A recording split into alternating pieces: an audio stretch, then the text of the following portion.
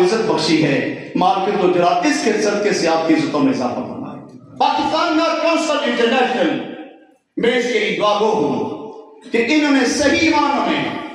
نعت کا جو تقدس تھا اس کو بحال کیا، صحیح معنوں میں ان مفتح حالات میں اس قوم کو اس جانب لایا کہ آؤ اور مکین گنبد خضرا کی تعریف و توصیف سے پہلے ان آنکھوں کے کٹورے کو پار کرنا، اپنے دل کے نگینے کو گنبد خضرا کے مکی کی جانب توجہ کرو اور تمہارے دل اور دماغ میں تراوت آئے اور پھر تم یہ الفاظ کہہ سکو مزدر زبان کے الفاظ ہیں۔ میں اسی پہ اختتام کرتا ہوں، وہ دل جو محو ذکر جمال رسول ہے، وہ دل نہیں، وہ تو خلد محبت کا پھول ہے، آنکھوں میں لگاتے ملائک جن و بشر کوہلے بسر آقا کے قدموں کی دور ہے۔ وہاں سبحان اللہ میں منصب یاد آتا ہے، سیدنا فاروق اعظم کا دور ہے، امیر المومنین ہے، ایران سے غالیچے اور قالیاں لائی جاتی ہیں کہ قیمتی ہیں، کہا اس مسجد نبی کے دور دروازے پہ بچھا دی جائے، دنیا والوں کو پتہ چل جائے، قیمتی سے قیمتی قالین کیوں نہ ہو، اس خاکے شفا سے کم تر درجہ رکھتی ہے۔ اقبال نے کرم توڑ ڈالی، الفاظ لکھے اور کتنے خوبصورت الفاظ لکھے کہ سرما ہے میری ناک میں خاک مدینہ و نجف، کھیرا نہ کر سکا مجھے جلوائے دانش فرنگ، سرما ہے میری ناک میں خاک مدینہ و نجف۔ فاروق اعظم نے پیغام دیا کہ یہ تو کچھ بھی نہیں ہے، اور یہ وہ جا ہے، یہ دھرتی وہ جگہ ہے، یہ تو بہت دور کی بات ہے۔ بریلی کا تاجدار بولتا ہے، احمد رضا اس کا نام ہے، اسے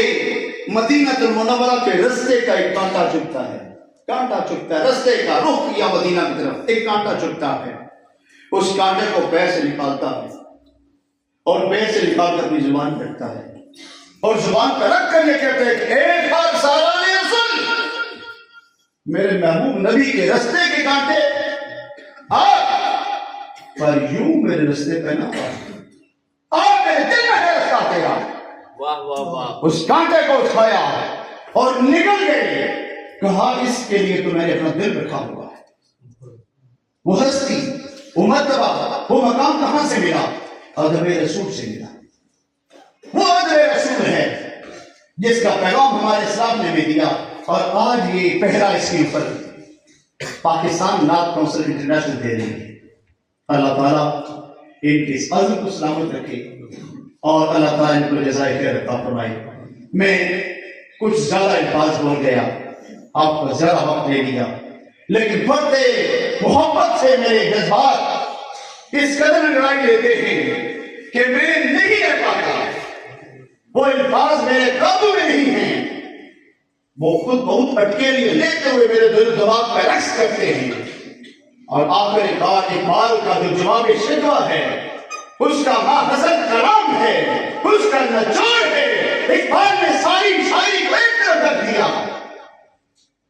جواب شکوہ کا ایک شعر لکھا اور ایک شعر ایسا لکھا، اتنا محبت سے بلیبیل لکھا، اتنا محبت سے معمول لکھا کہ آج امت مسلمہ کا وہ پھٹ کو اس ملک کو دیا، دنیا کے کسی بھی کونے میں اردو زبان کو لکھنا، پڑھنا، بولنا، سمجھنا جانتا ہے۔ اگر وہ کلمہ کا مسلمان ہے تو وہ پیغام دیتا ہے کہ محمد سے وفا تو نے تو ہم تیرے ہیں۔ عبدالقیوم ترازی صاحب، آپ کی پوری ٹیم اس بیعت کے جملہ شرکا، میں جس جرأت اور بہادری سے بول رہا ہوں آپ کی دعاؤں کا ثمر ہے، اور میرے کمانڈنٹ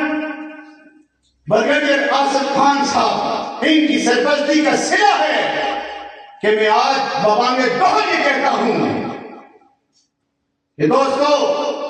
امت مسلمہ اگر فلاح چاہتے ہیں، امت مسلمہ اگر کامیابی چاہتی ہے، امت مسلمہ اگر اپنا گزرا ہوا ماضی لوٹانا چاہتی ہے، کہ جس سے اغیار قومیں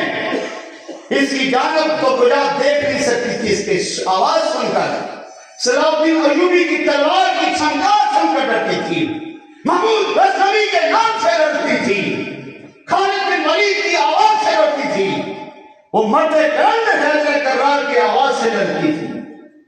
ان کا ایک کلمہ تھا،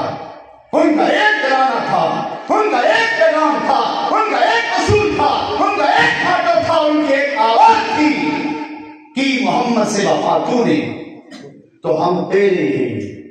یہ کہاں چیز ہے کیا لوہو قلم تیرے۔ مالک الجلال ہمیں حسن عمل کی توفیق عطا فرمائے۔ میں انتہائی ادب کے ساتھ آخر میں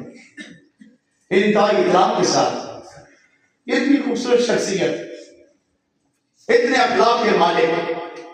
اتنے کردار کے مالک،